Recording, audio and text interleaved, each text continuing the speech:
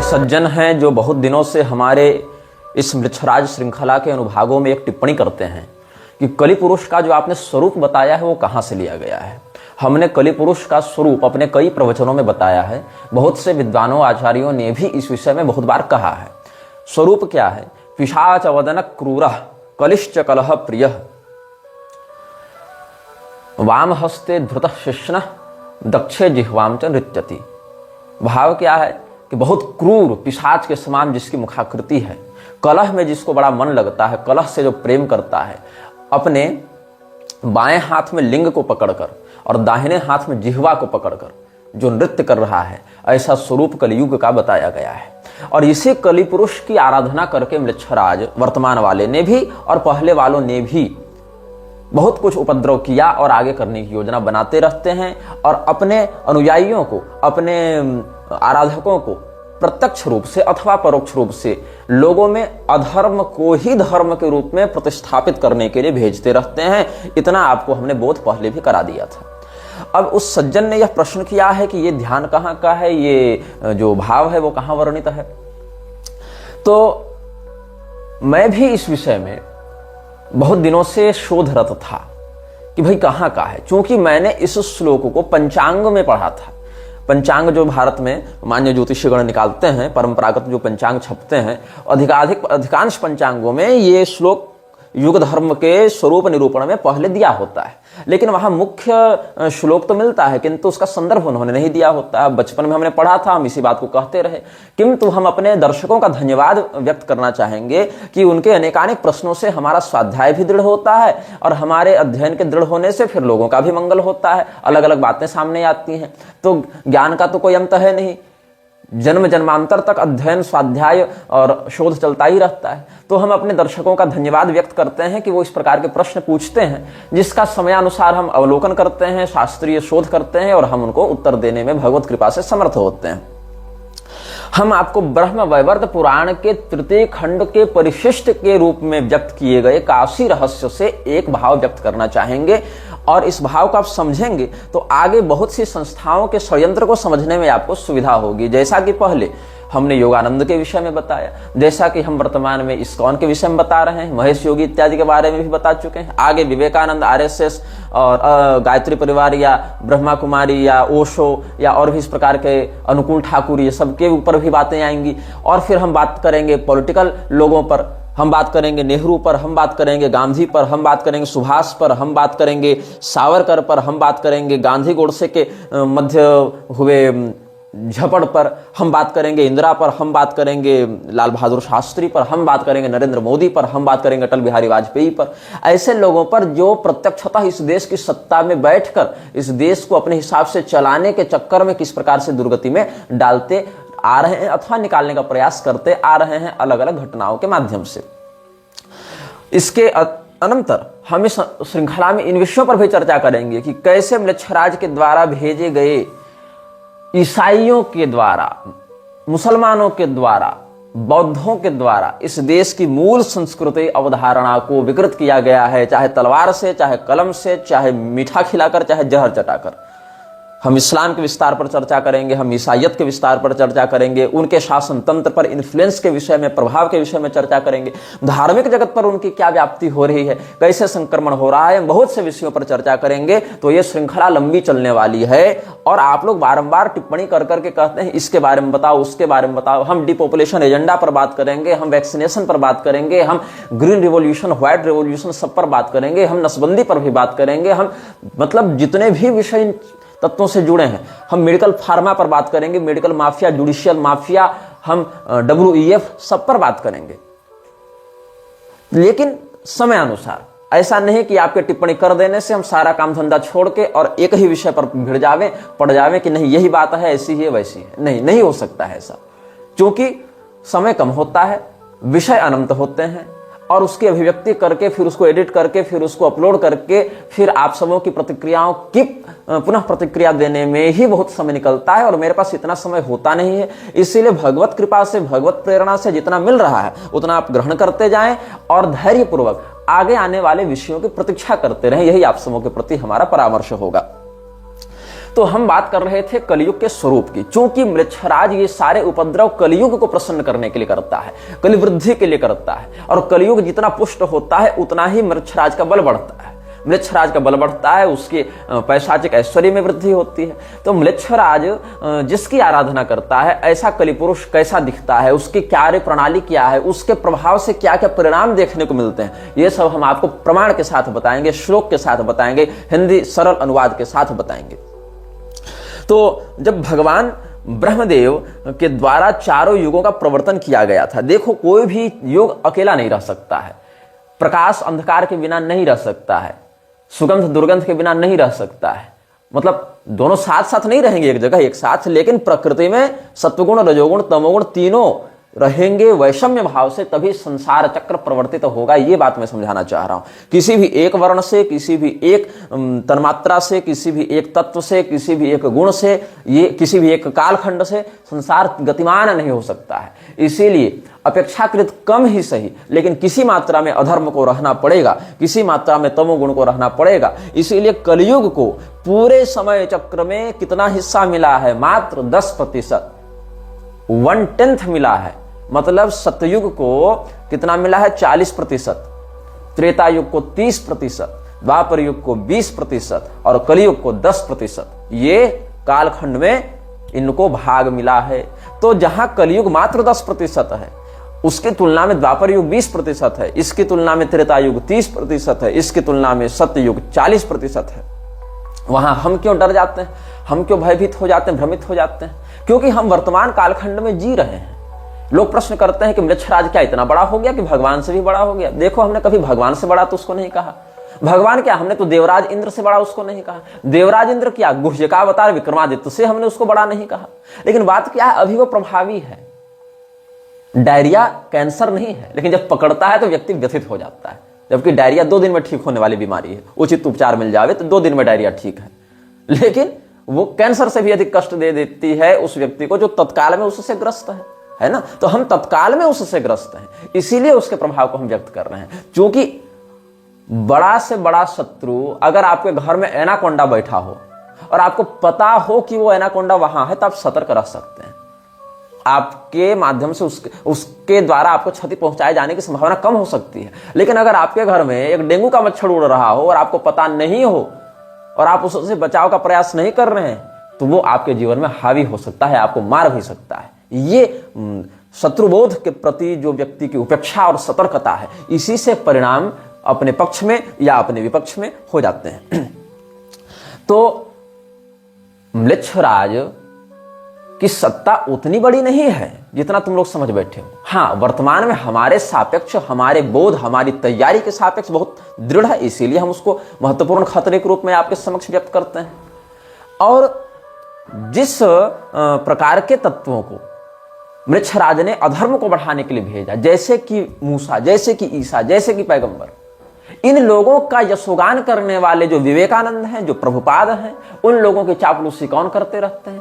वे लोग जो हमारे धर्म जगत के प्रतिष्ठित विद्वान महापुरुष के रूप में देखे जा रहे हैं, जैसे कि स्वामी राघवाचार्य, जैसे कि स्वामी राजेंद्र दास देवाचार्य, मलुपीठ वाले प्रभुपाद की कितनी भर भर टोकरी प्रशंसा करते हैं। राघवाचार्य जी बेंगलोर जाके इस्कॉन के संस्थान में प्रभुपाद के सामने माथा टेक कर आए।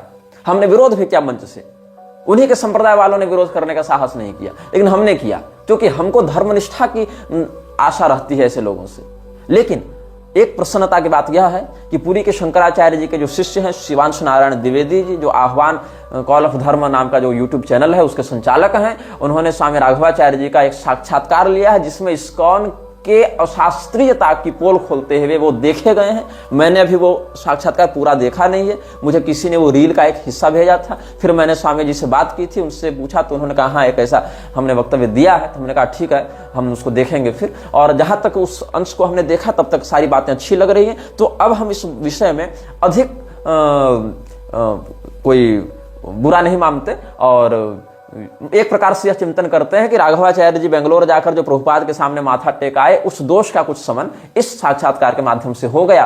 किंतु गुरुचरण दास जैसे लोग जो इन विषयों में बिल्कुल नहीं जानते, म्लेच्छराज, उसकी कार्य प्रणाली, प्रभुपाद के कुकर्म, इनके विषय में कुछ नहीं जानते या जानना चाहते नहीं, या अपने राजेंद्र दास जैसे गुरुओं के इन्फ्लुएंस में, प्रभाव में आकर के हमारे गुरुजी इनको भक्त बता रहे हैं, हमारे गुरुजी इनको संत बता रहे हैं तो जरूर होंगे, ऐसे भी हरिनाम का कीर्तन तो विदेशों तक में करवा दिया तो संत ही होंगे, ऐसा जो मानकर चल रहे हैं, उन लोगों के प्रभाव में आने वाली सामान्य हिंदू जनता प्रभुपाद जैसे लोगों के कपट छल को नहीं पकड़ पाती हैं। और जब नहीं पकड़ पाती हैं, हम जैसे लोग सप्रमाण उनका विरोध करते हैं, तो ये लोग उठकर आ जाते हैं कि नहीं नहीं, प्रभुपाद तो बहुत बड़े संत थे, तुम संत की निंदा करते हो। प्रभुपाद कितना बड़ा संत था ये मैं तुमको बता दे रहा हूं। आप श्रीमद् भागवत का अगर अध्ययन किए होंगे, अध्ययन नहीं किए होंगे, कम से कम आपने सुना होगा उन कथानकों को किसी मान्यवाचक के मुंह से, वो ड्रामा डुगडुगी वालों से नहीं। तो उसमें चतुर्थ स्कंध में एक पुरंजनोपाख्यान है जो देवर्षि नारद ने व्यक्त किया है।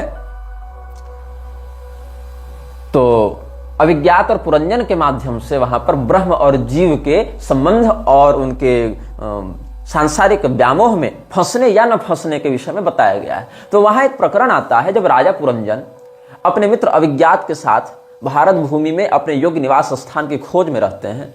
एक बहुत सुंदर दुर्ग का दर्शन होता है, नवद्वार समन्वित उस पूर्व में जब राजा पुरंजन प्रविष्ट होते हैं तो अभिज्ञात बाहर ही निकल जाते हैं, वो नहीं फंसते हैं उन सभी विलासित बातों में। तो राजा पुरंजन को वहां एक बहुत ही सुंदर स्वरूप वाली स्त्री दिखाई पड़ती है। उस स्त्री के रक्षक के रूप में एक पंचमुखी सर्प था, 10 सेवक हैं, सैकड़ों सेविकाएं हैं, ये सब बातें हैं। वो सब आप हमारे या किसी मान्य विद्वान के प्रवचनों में सुन सकते हैं। पुरंजनोपाख्यान के विषय में बहुत से वक्तव्य यूट्यूब पर भी आपको उपलब्ध होंगे। तो उस स्त्री से, उस रमणी से प्रेम का अनुभव करने के कारण राजा पुरंजन ने बड़ी चातुरी के साथ, बड़े केली कला निपुणता के साथ प्रेम प्रस्ताव रखा है। और उस स्त्री ने उसके प्रेम प्रस्ताव को स्वीकार भी किया है। और प्रेम प्रस्ताव को स्वीकार करने के समय उसने एक बात कही है, पितृदेवर्षि मर्त्यानाम भूतानाम आत्मनश्चह क्षम्यम वदन्ति शरणम भवेस्मिन यद गृहाश्रम। हम लोग गृहस्थ धर्म का पालन करते हैं, मतलब आप हमसे जो विवाह करना चाहते हैं, हम इस प्रस्ताव को स्वीकार करते हैं। कौन कह रही है? वो स्त्री। स्त्री का नाम क्या है कोई नहीं जानता, लेकिन उसको पुरंजनी के नाम से हम व्यक्त कर देते हैं, क्योंकि शास्त्र में वैसा ही संकेत प्राप्त होता है। उसका वास्तविक नाम कुलगोत्र वो नहीं जानती थी, ऐसा उसने कहा। और ये एक रूपक के रूप में प्रस्तुत किया गया है। यहाँ आत्मा ही पुरंजन है, उसकी बुद्धि ही पुरंजनी है, ऐसा यहाँ रूपक बताया गया है।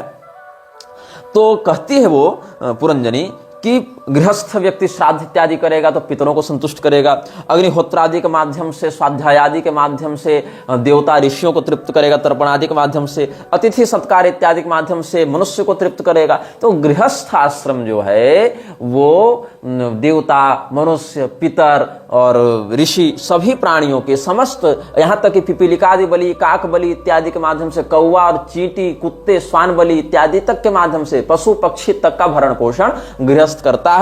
तो इससे समस्त लोगों का हित है, कल्याण है, मंगल है। इसीलिए हे राजन, हम गृहस्थाश्रम में जाते हैं। इस प्रकार का भाव व्यक्त किया है। आगे का श्लोक क्या कहता है? का नाम वीर विख्यातम वदान्यम प्रिय दर्शनम न वृणीत प्रियम प्राप्तम मादृशी तादृशम पतिम। हे राजन, आपने हमारे सौंदर्य की, हमारे लावण्य की प्रशंसा की है, तो ऐसा नहीं कि हम ही केवल इतनी सुंदरी हैं, आप भी परम सुंदर हैं, आप बड़े वीर हैं, बड़े उदात्त चरित्र वाले नायक हैं, आप बड़े विख्यात हैं। तो कौन सी ऐसी स्त्री होगी जो आप जैसे सज्जन आर्य पुरुष को अपना पति स्वीकार नहीं करना चाहेगी? इतनी सी बात है इस प्रसंग में कि एक राजा एक रानी के प्रति प्रेम व्यक्त करता है और रानी भी उसके प्रेम को बड़ी पवित्रता के साथ स्वीकार करती है। दोनों विवाह करते हैं, तो दोनों एक दूसरे की सुंदरता या उन्नत व्यक्तित्व की प्रशंसा करते हैं। इतनी सी बात है। लेकिन अब हम इतना बता क्यों रहे हैं? यहां हम बता रहे हैं कि प्रभुपाद ने इसका कैसे व्याख्यान किया है। जिस प्रभुपाद को तुम संत मानते हो और हमारे कथित जगतगुरु लोग जिस प्रभुपाद को बड़ा संत बताते फिरते हैं, उस व्यक्ति ने यहां पर क्या अर्थ किया है जिस अर्थ का कोई तालमेल नहीं इस प्रसंग से। अगर श्लोक में ऐसा कोई भाव प्रतीत होता तो समझ में आता कि हाँ श्लोक में ऐसा भाव है तो कह रहा है व्यक्ति। टीकाकार श्लोक के विरुद्ध तो टीका करेगा नहीं, अगर अच्छा टीकाकार है तो। लेकिन यहां पर श्लोक में कोई ऐसा भाव नहीं है, फिर भी अपने से घुसाया है प्रभुपाद ने अनुवाद में। भागवत महापुराण के उसकी टीका को पढ़ना, क्या लिखता है यहां जो है ना, का नाम वीर विख्यातम वदान्यम प्रिय दर्शनम। तो यहां विख्यातम शब्द पर जो व्याख्या की है प्रभुपाद ने, वो क्या कहता है? In this regard the word विख्यातम इज वेरी सिग्निफिकेंट। इस प्रसंग में विख्यातम शब्द बहुत महत्वपूर्ण है। बहुत अच्छी बात है। क्या महत्व है इसका? तो a man is always famous for his aggression toward a beautiful man women. हाँ, a man is always famous for his aggression toward a beautiful women and such aggression is sometimes considered a rape. कोई व्यक्ति, विख्यात का क्या अर्थ है? प्रसिद्ध, famous. विख्यात मतलब फेमस, प्रसिद्ध, सभी लोग उसके बारे में जान रहे हो, उसका अच्छा नाम हो, इतना ही है। अब अच्छा नाम, विख्याति किस उद्देश्य से होनी चाहिए? अगर कोई बहुत बड़ा कवि हो, बहुत पराक्रमी योद्धा हो, बहुत अच्छा प्रियदर्शन रूप हो उसका, या बहुत अच्छा वो ज्ञानी हो, मतलब उसके व्यक्तित्व में कोई बढ़िया गुण हो जो सामान्यतया अन्य लोगों में न देखा जाए, चाहे बहुत पराक्रमी हो, बहुत धनी हो, बहुत ज्ञानी हो, बहुत करुणामय उदार चरित्र वाला हो, बहुत परोपकारी हो, बहुत बलिष्ठ हो, मतलब कुछ हो ऐसा जो सद्गुणी हो और वह सद्गुण सामान्यतया अन्य लोगों में उतनी मात्रा में न देखा जाए, तब कोई व्यक्ति विख्यात होता है। यह क्या कहता है कि कोई व्यक्ति अगर किसी महिला के प्रति आक्रामक होकर व्यवहार करता है और कई बार ये आक्रामकता बलात्कार में, रेप में प्रवृत्त हो जाती है, तो वो व्यक्ति फेमस हो जाता है। और विख्यातम का यही अर्थ है। इस मूर्ख को कोई पढ़ावे कि उसको विख्याति नहीं कहते। बलात्कारी विख्यात नहीं होते, कुख्यात होते हैं। वो प्रसिद्ध तो हैं, फेमस तो हैं, लेकिन वो सकारात्मकता के रूप में फेमस नहीं है। वो उसको फेमस ना कहो तुम, नोटोरियस कहो तुम उसको, कुख्याति है उसकी, मतलब वो गलत काम करने के लिए फेमस हो रहे हैं, वो नोटोरियस हैं, कुख्यात हैं, विख्यात नहीं है। और यहां पर राजा पुरंजन को उदार चरित्र वाला बताया गया है, वदान्य बताया गया है कि कौन सी ऐसी स्त्री होगी जो आप जैसे महापुरुष को अपना पति न बनाना चाहेगी। इतना ही नहीं रुका प्रभुपाद, इसकी मेंटेलिटी देखो आगे क्या लिखता है। Although rape is not legally allowed, यद्यपि कानूनी रूप से बलात्कार का समर्थन नहीं किया गया है या बलात्कार को प्रोत्साहित नहीं किया गया, अनुमति नहीं दी गई, फिर भी इट इज अ फैक्ट, ये फैक्ट बता रहा है, it is a fact that a woman likes a man who is very expert at rape. ये क्या कहता है कि औरत, यहां पर औरत ही कहूंगा, औरत हालांकि एक अच्छा शब्द नहीं है, लेकिन इसकी भाषा में वही है कि जो स्त्री बलात्कार करने वाले पुरुष के प्रति आकर्षित हो, मतलब वो भी मानसिक रूप से स्वस्थ नहीं है। जो स्त्री बलात्कार को एंजॉय करे, मतलब वो यौन रोग से या किसी यौन मानसिक विकार से ग्रस्त है, वो अपनी स्वस्थ मानसिक स्थिति में नहीं है। और उस स्त्री की मनस्थिति को संसार की समस्त स्त्रियों में आरोपित करके उसको जनरलाइज नहीं किया जा सकता है, इस भावना का सामान्यीकरण नहीं किया जा सकता है। कोई व्यक्ति अगर बलात्कारी मानसिकता का व्यक्ति है, कोई व्यक्ति 5-6 साल की बच्ची को देखकर भी अगर उसके प्रति बलात्कार की भावना कर रहा है, युवावस्था को छोड़ दो, मान लो मन भटक गया, हालांकि वहां नहीं होना चाहिए, लेकिन चलो युवावस्था थी, लेकिन 5-5 साल की बच्ची को देखकर भी मन भटक जा रहा है तुम्हारा, इसका अर्थ है तुम मनोरोगी हो, तुम स्वस्थ मानसिकता से नहीं हो। और तुम्हारी मानसिकता को समाज में समस्त पुरुषों के लिए जनरलाइज नहीं किया जा सकता है। ये एक तथ्य है, ये फैक्ट है। लेकिन प्रभुपाद यहां क्या लिखता है कि नहीं, फैक्ट क्या है? It is a fact although rape is not legally allowed, it is a fact that a woman likes a man who is very expert at rape. मतलब प्रभुपाद ये मानता था कि स्त्री के लिए वह पुरुष विख्यात है जो उसके प्रति आक्रामक हो, और यह आक्रामकता कई बार बलात्कार में भी परिणत हो सकती है। और जो पुरुष बलात्कार में निपुण होता है, स्त्री उससे प्रेम करती है, उसके प्रति आकर्षित होती है और उसको पसंद करती है। यह प्रभुपाद की मानसिकता है। जो प्रभुपाद श्रीमद् भागवत जैसे ब्रह्म विद्या शास्त्र की ऐसी कुव्याख्या कर सकता है, नारद प्राचीन बर्ही संवाद के अंतर्गत जीव को ब्रह्म स्वरूप से विनियोजित करने वाले पुरंजनोपाख्यान के अंतर्गत आने वाले प्रसंग की, जहां श्लोक में भी ऐसा कोई भाव नहीं है, ऐसी विकृतिपूर्ण व्याख्या कर सकता है, वो श्रीमद् भगवद गीता की क्या दुर्गति किया होगा व्याख्या करके, ये तुम अनुमान लगा लो। और चलो, इसको तुम अगर कोइंसिडेंस मान लेते हो, इसी प्रसंग के अगले अध्याय में 26वें अध्याय में हम ये चिंतन करते हैं। वहां क्या होता है, राजा पुरंजन अपनी पत्नी से बड़ा प्रेम करते हैं, विवाह हो गया इनका, बड़ा प्रेम करते थे, एकदम दिन भर छाया के समान लगे रहते थे, खाने पर खाते, सोने पर सोते, हंसने पर हंसते, नहाने पर नहाते, मतलब बिल्कुल पत्नी के साथ लगे रहते। एक दिन अपनी पत्नी से अनुमति लिए बिना या उसको साथ लिए बिना या उसको सूचित किए बिना राजा पुरंजन शिकार खेलने चले गए। वापस आए, पत्नी रूठी हुई थी, पत्नी को मनाने लगे। मनाने के लिए अलग अलग प्रकार के प्रणय भाव का निवेदन किया, पैर भी दबाया, पुचकारा भी कि चलो मान जाओ मान जाओ, और अंत में क्या कहते हैं कि तुम्हारी सुंदरता से कामदेव ने मुझे पीड़ित कर रखा है, और जो पति इतना प्रेम करे उस पति को तो सदैव स्त्रियों के द्वारा, पत्नी के द्वारा सम्मान प्राप्त होना चाहिए। तो मुझसे गलती तो हो गई, मुझसे पाप तो हो गया कि तुमसे परामर्श किए बिना, तुमसे अनुमति लिए बिना, या तुमको साथ में लिए बिना हम चले गए थे शिकार खेलने के लिए। लेकिन ये बात भी सच है कि हम तुमसे बड़ा प्रेम करते हैं और अपने वश में तुमने हमें कर रखा है, अपने प्रेम से तुमने हमें अपने नियंत्रण में कर रखा है, इसलिए हमें क्षमा करके हमारी ओर प्रेम से देखो और हमें प्रसन्न करो, अपने क्रोध को दूर करो। यही भाव है इस श्लोक का। तन्मे प्रसीद सुहृदः कृतकिल विशस्य स्वैरम गतस्य मृगयाम व्यसनातुरस्य कादेवरम वशगतम कुसुमास्त्र वेग विस्रस्तपौष्ण मुशति न भजेत कृत्य। ये हमने आपको सरल में इसका अर्थ बता दिया। प्रभुपाद ने इस श्लोक की व्याख्या में क्या लिखा है, वो क्या लिखता है, generally when a woman is attacked by a man whether her husband और some other man she enjoys the attack being too lusty. Shrimad Bhagavat के चौथे स्कंध के 26वें अध्याय के 26वें श्लोक की व्याख्या में प्रभुपाद ने लिखा है। अगर मैं गलत हूं तो तुम क्रॉस वेरीफाई कर सकते हो। अगर मैं गलत बता रहा हूं तुम प्रभुपाद के किताब से इसको क्रॉस वेरीफाई कर सकते हो कि मैं सही कह रहा हूं कि गलत कह रहा हूं। ऑनलाइन भी ये सब पीडीएफ या वेबसाइट्स में उपलब्ध होंगे श्रीमद् भागवत के उसके एक्सर्प्ट्स। तो क्या होता है, प्रभुपाद लिखता है इसमें, जब कोई महिला किसी पुरुष के द्वारा आक्रमण की जाती है, कोई पुरुष किसी महिला पर आक्रमण करता है यौन भाव से, मतलब आक्रमण तो भाई गहना लूटने के लिए भी कर सकता है, लेकिन वहां पर यौन तृप्ति की उत्कंठा नहीं होती है। मतलब अगर कोई महिला का मंगलसूत्र छीन कर भाग रहा है उसका अलग भाव बनेगा, लेकिन कोई रेप करना चाह रहा है उसका अलग भाव बनेगा। रेप करना वाला तो गहना इत्यादि कुछ नहीं देखता ना, और गहना देखने वाले को उसकी शारीरिक सुंदरता या उससे कोई मतलब नहीं, वो तो सोना चांदी देखेगा। तो आक्रमण करने का उद्देश्य अगर यहाँ बलात्कार करना हो तो महिला उसको एंजॉय करती है, ऐसा प्रभुपाद का कहना है।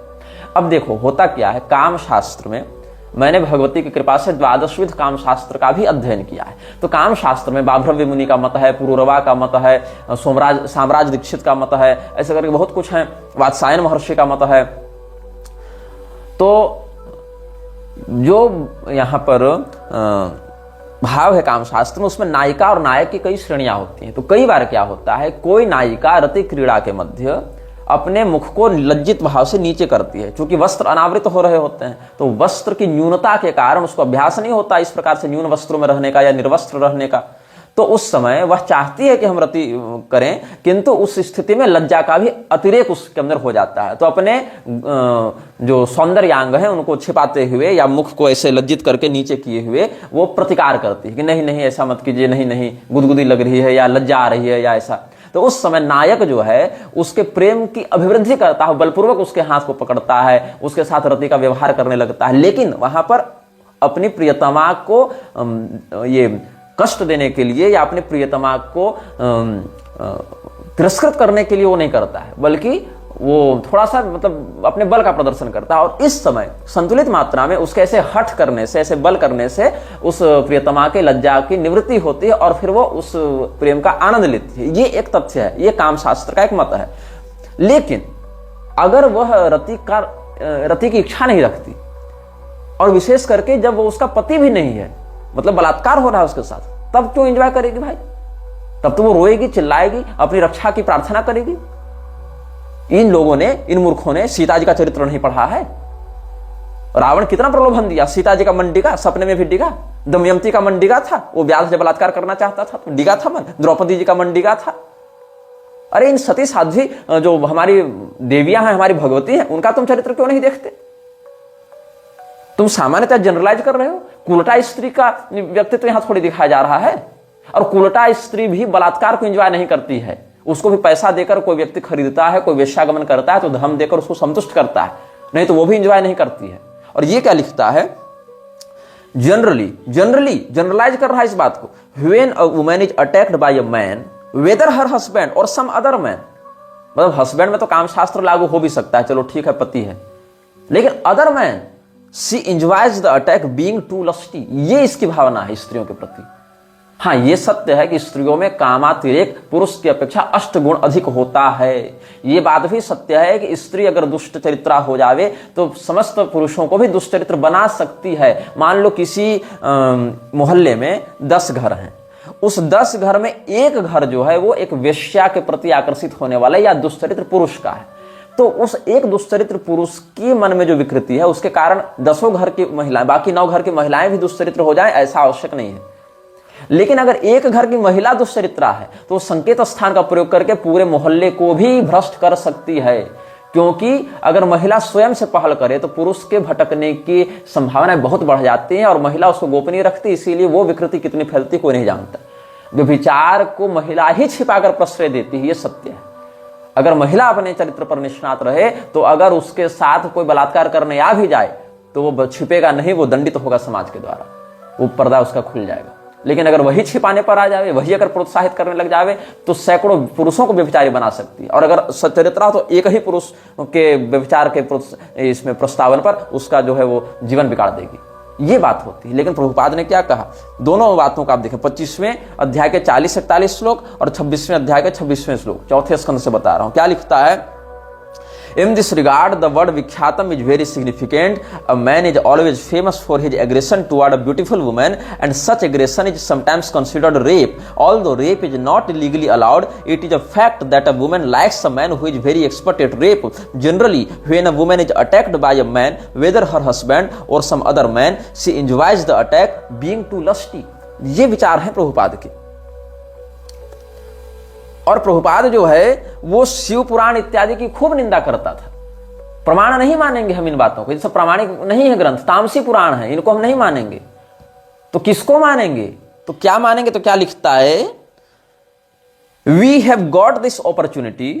ये कहां है, भागवत का जब ये प्रवचन कर रहा था सैन फ्रांसिस्को में बैठकर, प्रभुपाद सैन फ्रांसिस्को में 13 मार्च 1967 ईस्वी को, 13th of March 1967, sitting in San Francisco giving lecture on Bhagavad, Prabhupada states, क्या कहता है Prabhupada, we have got this opportunity, this human form of life with sense, so that we can understand the Srimad Bhagavatam, Bhagavad Gita और Bible और Quran.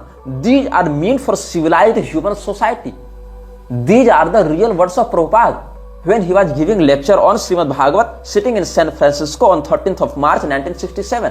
क्या कहता है प्रभुपाद, हमें ये अवसर मिला है, ये मनुष्य जीवन और ये प्रज्ञा मिली है, ये बुद्धि मिली है ताकि हम समझ सकें उन ग्रंथों को जो सभ्य मानव समाज के लिए बनाए गए हैं, जैसे कि श्रीमद् भागवत, भगवत गीता, बाइबल या कुरान। अगर शिव पुराण से कोई प्रमाण इन लोगों को दो, इन लोगों को स्कंद पुराण से कोई प्रमाण दो, इनको अगर ऐसे किसी ग्रंथ से प्रमाण दो जहां भगवती दुर्गा का चरित्र महात्म्य बताया गया है, जहां गणेश पुराण हो, देवी भागवत हो, तो वो सब क्या कहेंगे, ये सब अप्रमाण है, ये सब मायावादी ग्रंथ हैं, ये सब हम नहीं मानते। लेकिन मानव जीवन क्यों मिला है इसको, कुरान और बाइबल पढ़ने के लिए, और गीता और भागवत को ये कुरान और बाइबल के समकक्ष रख रहा है। मतलब इसके लिए कुरान और गीता में कोई अंतर नहीं, बाइबल और भागवत में कोई अंतर नहीं, ये इसकी बुद्धि। लेकिन इसको शिव पुराण और भागवत में भेद दिख जाता है। ये प्रभुपाद की ओरिजिनल वाणी है। अब बताओ, बाइबल और कुरान को, भागवत महापुराण और गीता के समतुल्य समझने वाला और स्वयं को उसको समझने के लिए मानव जीवन प्राप्त हुआ, ऐसा कहने वाला व्यक्ति चैतन्य महाप्रभु का अनुयायी है,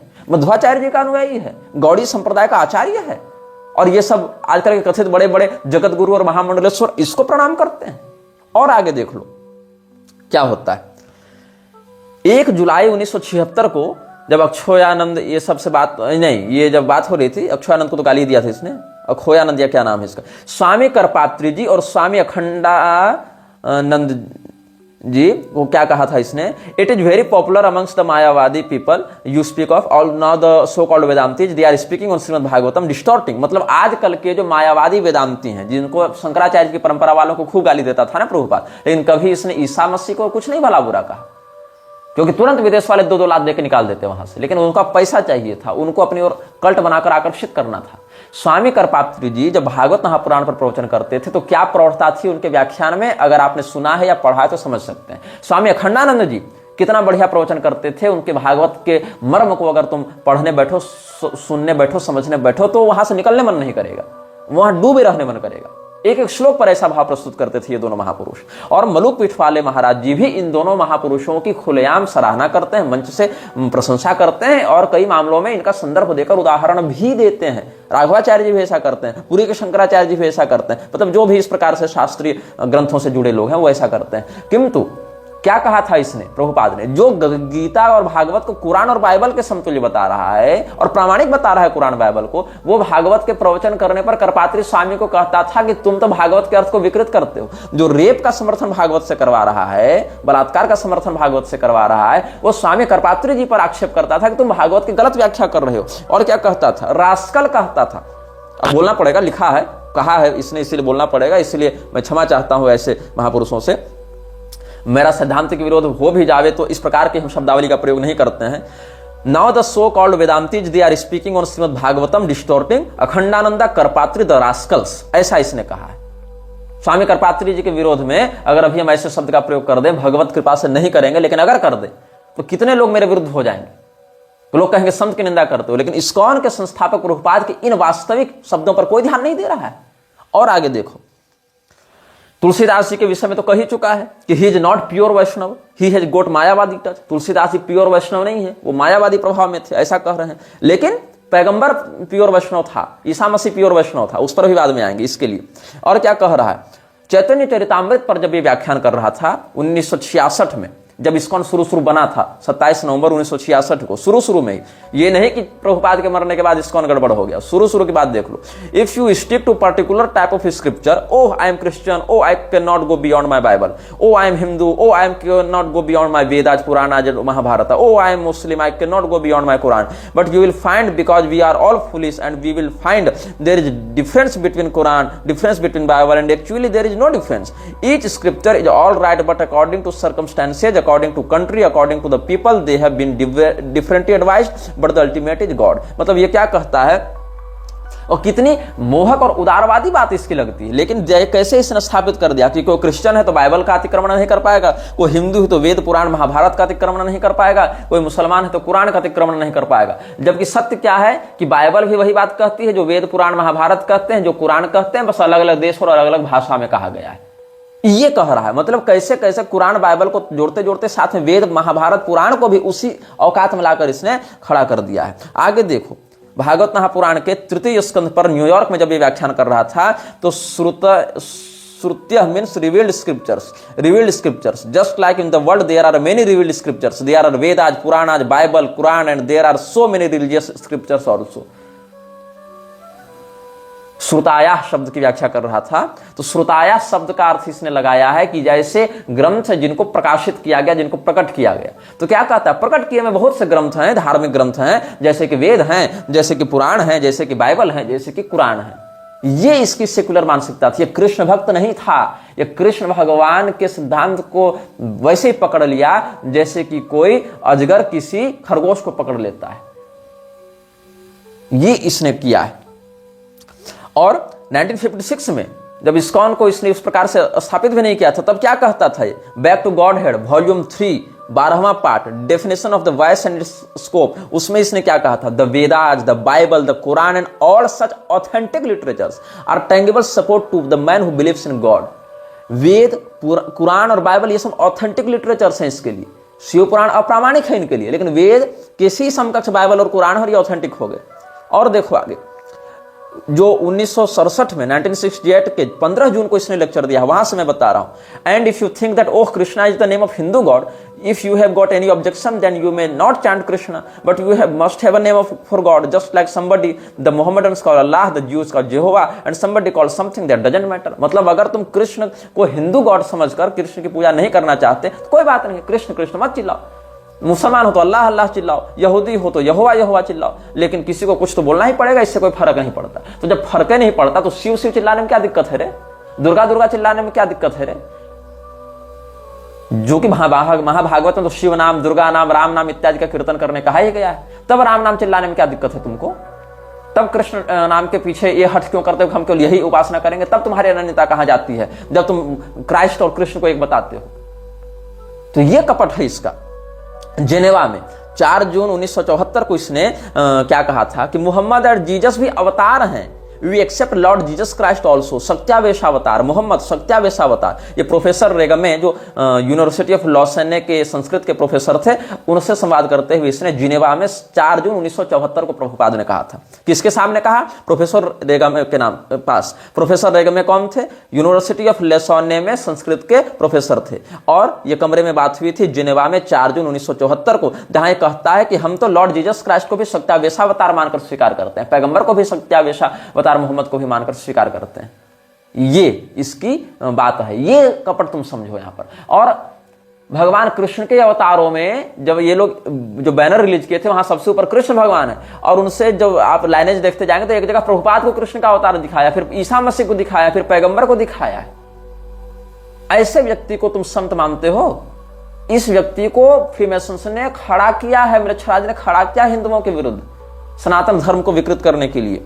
और यहां पर जीसस क्राइस्ट को अवतार बता रहा है, बाइबल और कुरान को प्रामाणिक ग्रंथ बता रहा है, लेकिन भागवत महापुराण के पहले स्कंद के दूसरे अध्याय के 23वें श्लोक में क्या लिखता है कमेंट्री में? The materialists and the foolish human being worship Brahma and Shiva respectively. मतलब जो मूर्ख और भौतिकवादी लोग हैं, मायावादी लोग हैं, या जो अज्ञानी लोग हैं, वो ब्रह्मा जी की पूजा करते हैं, वो शिव जी की पूजा करते हैं। ये अर्थ लगा रहा है। मतलब जीसस क्राइस्ट की पूजा करना ठीक है, पैगंबर की पूजा करना ठीक है, लेकिन शिव जी और ब्रह्मा जी की पूजा करना गलत हो गया प्रभुपाद के लिए। और देखो, रामानुजाचार्य जी और मध्वाचार्य जी को जीसस क्राइस्ट के समान मानता था। क्या आज के वैष्णवाचार्य जैसे मलु पीठवाले जैसे राघवाचार्य इस बात को प्रामाणिक मानेंगे? मध्वाचार्य जी को इसने जीसस क्राइस्ट के समतुल्य रखा है। किस बात के तुम लोग गौड़ी संप्रदाय के आचार्य हो रहे, जो तुम लोग इसका विरोध नहीं कर पाए हो आज तक? ये मैं कहना चाहता हूं। तुम लोग मेरे ऊपर आक्षेप करते हो कि तुम वैष्णवाचार्यों की निंदा करते हो। मैं ही हूं जो वैष्णवाचार्यों के सम्मान के लिए मुखर होकर कहता हूं, और तुम्हारे अंदर जो घुसपैठ है ना, उसको खींच खींच कर बाहर निकालता हूं, जिंदा पोस्टमार्टम करके बाहर निकालता हूं। तो यहां पर क्या हो रहा है, क्या कहता है ये भागवत महापुराण के दूसरे स्कंद के दूसरे अध्याय के 36वें श्लोक की कमेंट्री में? All the great acharya like Ramanuja, Madhva, Chaitanya, Saraswati Thakur और even in other countries Mohammed Christ and others have all extensively glorified the Lord by chanting always in every place. यहां पर मोहम्मद और जीसस को रामानुजाचार्य, मध्वाचार्य, चैतन्य महाप्रभु के समकक्ष इसने रख दिया है। और भागवत महापुराण के दूसरे स्कंद के दूसरे अध्याय की 31वें श्लोक की कमेंट्री में क्या लिखता है? To be more clear, if one wants to attain the stage of love of Godhead, he must give up all desires for material enjoyment. He should refrain from worshipping any of the demigods, and he should devote himself only to the worship of the supreme personality of Godhead. मतलब केवल भगवान कृष्ण ही godhead हैं, supreme हैं, और बाकी demigods हैं। लेकिन पैगंबर को तुम मानोगे कि उसकी पूजा करनी चाहिए, वो सच्चा आचार्य था। ईसा मसीह को मानोगे, और बाकी लोग शिव जी, ब्रह्मा जी सब डेमीगॉड्स हैं। अरे कम से कम भगवान ने रुद्राणाम शंकरश्चास्मि वित्तेषु यक्ष रक्षसाम तो कहा, वह सुनाम पावकश्चास्मि तो कहा। डेमीगॉड ही अगर मानना है तुमको, परब्रह्म नहीं मानते हो रे नालायको, तो कम से कम भगवत विभूति में तो गिनो। यहां जीसस क्राइस्ट भगवत विभूति में आ रहे हैं, लेकिन शिव जी नहीं आ रहे इनके लिए। ये इनका कपट है, ये इनका द्वेष है। और Maitreya was a great sage and a learn scholar philosopher but not a pure devotee of the Lord. Maitreya मुनि जो विदुर जी को भगवान की इतनी सुंदर भक्ति बता रहे हैं, इतना सुंदर गजब का ज्ञान दे रहे हैं, मैत्रेय मुनि जो भागवत महापुराण का विदुर जी, परम भागवत परम भक्त विदुर जी को उपदेश कर रहे हैं, वो प्रभुपाद के लिए सच्चे भक्त नहीं थे। गोस्वामी तुलसीदास जी सच्चे भक्त नहीं थे। इसके लिए तो दुर्वासा मुनि भी सच्चे भक्त नहीं थे। जबकि ब्रह्म वैवर्त पुराण के प्रकृति खंड में शिव जी ने स्वयं दुर्वासा जी को भगवान कृष्ण का परम भक्त बताया है, वहां इसको प्रमाण नहीं मानेगा ये। मैत्रेय मुनि जो जिनके पास भगवान के परम भक्त उद्धव जी ने परम भक्त विदुर जी को ज्ञान लेने भेजा, वो मैत्रेय जी इसके लिए भक्त नहीं थे प्रभुपाद के लिए। लेकिन जीसस क्राइस्ट बहुत बड़ा भक्त था, पैगंबर बहुत बड़ा भक्त था। और बहुत कुछ इसने लिखा है जिसके विषय में हम आपको अच्छा, वशिष्ठ मुनि जो भगवान श्री रामचंद्र जी के गुरु, सोचो कितने बड़े भक्त रहे होंगे। अत्रि मुनि जिनके यहाँ भगवान दत्तात्रेय पुत्र बनकर आए, ये लोग इसके लिए भगवान के भक्त नहीं थे। It appears that Vashishtha was not free from tamoguna, the mode of ignorance. Bhagavata Mahapurana के 9वें स्कंध में लिखते हैं ये लोग, अत्रि मुनि can not be counted among the pure devotees. मतलब अत्रि मुनि भी पवित्र भक्त में नहीं, जबकि अत्रि मुनि ने वैष्णवागम की अत्रि संहिता का उपदेश किया है। मतलब अत्रि मुनि जिनके पुत्र बनकर भगवान दत्तात्रेय के रूप में आए, वशिष्ठ मुनि जिनका शिष्यत्व श्री राम जी के रूप में भगवान ने स्वीकार किया, दुर्वासा मुनि जिनको गुरु रूप में भगवान ने अपना गोपियों को परिचय दिया, दुर्वासा जी हमारे गुरु हैं, ऐसे भक्त भी भक्त नहीं थे। गोस्वामी तुलसीदास भक्त नहीं, और ये मैत्रेय मुनि भक्त नहीं, दुर्वासा मुनि भक्त नहीं, वशिष्ठ जी भक्त नहीं, तो भक्त कौन? केवल प्रभुपाद इकलौता पैदा हुआ था भक्त बनकर, और कोई भक्त नहीं था। ये इनकी धूर्तता है। तो हमने आपको प्रभुपाद के ही वचनों से सब कुछ बताया कि कैसे ये लोग मूर्खता करते जा रहे हैं। और कलयुग के विषय में जो हम आपको बताना चाह रहे थे कि कलयुग किस प्रकार से उसका स्वरूप है या कलयुग का कैसा लक्षण है, ये सब हम आपको जो बता रहे थे। तो उस विषय में जब ब्रह्मा जी ने चारों युगों की रचना की थी, तो चारों युगों में अलग अलग कालमान है, जिसमें कलयुग का हिस्सा 10% है, द्वापर युग का हिस्सा 20% है, त्रेता युग का 30% है, और सत्ययुग का 40% है। तो यहां पर ब्रह्मा जी ने जो सतयुग का स्वरूप बताया है वो कैसा है? सत्यम वैराग्य बहुलम ज्ञानवत पूर्ण विग्रहम यज्ञोपवीताक्षमाल प्रकोष्ठम ब्राह्मण प्रियम। सत्य स्वरूपी, जिसमें वैराग्य की प्रधानता हो, जो ज्ञान से परिपूर्ण हो, जिसका स्वरूप जो है यज्ञोपवीत से युक्त हो, अक्षमालिका से युक्त हो, ऐसा ब्राह्मण प्रिय जो युग है वह सत्य युग है। इस प्रकार से अब त्रेता द्वापर इत्यादि का देखो। त्रेताद्रुत तनु सद्भीर जुह्वन सुर्व करो वृषः धर्म प्रवर्तकश्चापि प्रिय धर्म प्रकृतिता। त्रेता युग का कैसा स्वरूप है? सतयुग का तो जप करते हुए है कि यज्ञोपवीत है, ब्राह्मण के स्वरूप में है, जप कर रहे हैं, और जप करते हुए सत्य युक्त होकर ज्ञान वैराग्य से परिपूर्ण जिनका विग्रह है वो सत्य युग हो गए। अब ऐसे अलग अलग भाव भी हैं, लेकिन यहाँ चारों युगों का हम बता दे रहे हैं। फिर त्रेता युग का कैसा है? त्रेता युग बिल्कुल आदृत तनु है, भस्म इत्यादि से आदृत है जिनका शरीर, और कर्मकांड में इनकी निपुणता है। मतलब ज्ञान कांड प्रधान कौन हो गए? सत्ययुग, और कर्मकांड प्रधान हो गए त्रेतायुग। और सज्जनों से घिरे होकर सूर्य को हाथ में लेकर हवन कर रहे हैं, यज्ञ कर रहे हैं, और धर्म को बढ़ा रहे हैं, धर्म का प्रिय कर रहे हैं, ऐसा त्रेतायुग का स्वरूप है। द्वापर युग का कैसा है? द्वापर युग में थोड़ी सी कपट वृत्ति, थोड़ा सा कलह भाव भी लग जाता है। द्वापर खड्ग खट्वांग पाणि सर धनुर्धर लक्षणैर लक्षितः शांतः पुण्य पापात्मक कटु। द्वापर युग के हाथ में खड्ग है, कटार है और धनुष बाण है, लेकिन फिर भी शांत है, मतलब उग्र स्वभाव नहीं है, मतलब लड़ाई की मानसिकता है लेकिन लड़ाकू प्रवृत्ति का नहीं है। मतलब पराक्रमी है, योद्धा है, लेकिन लड़ाकू नहीं है। जैसे कोई व्यक्ति पराक्रमी होता है लेकिन झगड़ालू नहीं होता है, जरूरत पड़ने पर ही आवश्यकता अनुसार पराक्रम का प्रदर्शन करता है। जैसे हनुमान जी पराक्रमी है, अतुलित बलधाम है, लेकिन झगड़ालू नहीं है, शांत चित्त है। वैसे ही द्वापर युग का स्वरूप बताया गया। इसमें पुण्य भी कुछ है, कुछ पाप भी है।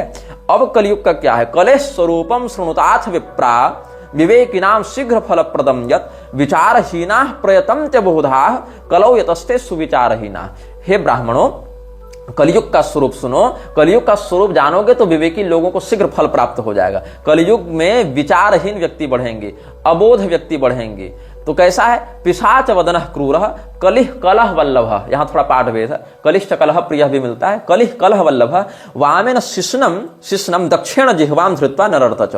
यही भाव है। इसी का पाठ भेद हमने बताया था कि पिशाच के समान क्रूर शरीर वाला कलयुग जो कलह से बड़ा प्रेम करता है, बाएं हाथ से लिंग को पकड़कर दाहिने हाथ से जिह्वा को पकड़कर नाचता है। और पाणिना पामरैस् तुल्यः पुण्या पुण्य विमिश्रकः ब्रह्मणोग्रे हसन खिब्जन रुदन मुह्यन अवस्थितः स्मित पूर्वमुवाचैनं ब्रह्मा पद्मवरासन। तो ब्रह्मा जी ने देखा अपने सामने कि कलयुग मेरे सामने अपने बाएं हाथ से लिंग और दक्षिण हाथ से जिह्वा को पकड़कर खूब पिशाच के समान क्रूरता पूर्वक हा हा हा करते हुए नाच रहा है, अट्टहास कर रहा है। उन्होंने पूछा, तुम ऐसा कर क्यों रहे हो? तुम्हारा ऐसा स्वरूप क्यों है? तब ब्रह्मा जी की बात सुनकर कलिपुरुष ने जो वचन दिया, जो उत्तर दिया, इसका भी हम आपको अगले अनुभाग में वर्णन करेंगे। कलिपुरुष को जो वंश परंपरा प्राप्त है, भगवान ब्रह्मा जी के वंश परंपरा में अधर्म, माया इत्यादि के माध्यम से जो इसका प्राकट हुआ, हिंसा, क्रोध इत्यादि के माध्यम से जो आगे बढ़ता गया है इसका परिवार, उसके विषय में हम पहले के अनुभागों में वक्तव्य दे चुके हैं। कलि पुरुष का स्वरूप कैसा है इसके विषय में हम पहले ही आप सबों को बता चुके हैं। तो यदि आप लोगों ने वो अनुभाग नहीं देखा है तो मृच्छराज श्रृंखला में वो आपको प्राप्त हो जाएगा। अनुभाग 7 में अगर आप जाएंगे तो कलि पुरुष का जन्म कैसे हुआ था, कल की पुराण में कलि पुरुष के बारे में क्या बताया गया है, ये सब भी आप सुन लेंगे। तो अनुभाग 7 एक बार देख लीजिएगा। और इस श्रृंखला की एक विचित्र बात यह है कि सभी अनुभागों को क्रमशः देखिएगा, तभी आगे के विषय स्पष्ट होंगे। ये नहीं कि बीच बीच में देख लिए तो स्पष्ट कर लेंगे, ऐसा नहीं। सारे अनुभाग इंटरकनेक्टेड हैं, अंतर मिश्रित हैं, इसलिए क्रमशः देखेंगे तो ही सारी बात आपको समझ में आएगी। यह वीडियो जल्द ही हटा दिया जा सकता है। कृपया थर्ड पार्टी ऐप्स का उपयोग करके डाउनलोड करें। आप इस वीडियो को अपने चैनल पर फिर से अपलोड भी कर सकते हैं।